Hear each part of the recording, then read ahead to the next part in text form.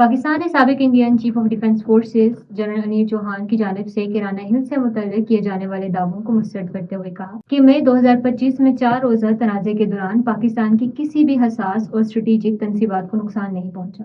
یاد رہے کہ 25 اگست کو جنرل انیل چوہان نے انڈیا میں ایک تقریب سے خطاب کرتے ہوئے کہا تھا کہ انڈین فوج کی جانب سے بھیجا جانے والا لوئٹرنگ منیشنز سرگودا میں اور اس کے آس پاس ریڈار تلاش کر رہا ہے اور ممکن ہے کہ ایسا ہی ایک ڈرون گرا ہو کیرانہ ہلز پر۔ انہوں نے یہ دعویٰ کیا کہ پاکستان میڈیا نے کچھ تصاویر دکھائیں جن میں کیرانہ ہلز سے دھواں اٹھتا ہوا دکھائی دیا۔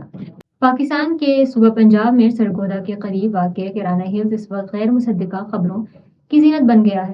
جب گزشتہ سال انڈین میڈیا نے دعویٰ کیا کہ انڈین فضائی حملوں کے دوران پاکستان کے کیرانہ ہلز پر حملہ کیا گیا، جہاں پر مبینہ طور پر پاکستان کے جوہری میزائلوں کا ایک ذخیرہ ہے۔ جمعرات کو ترجمان پاکستان دفتر خارجہ طاہر اندرابی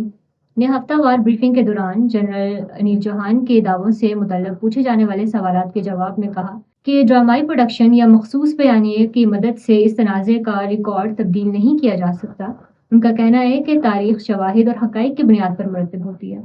بالی ووڈ سٹائل کے دعووں میں نہیں۔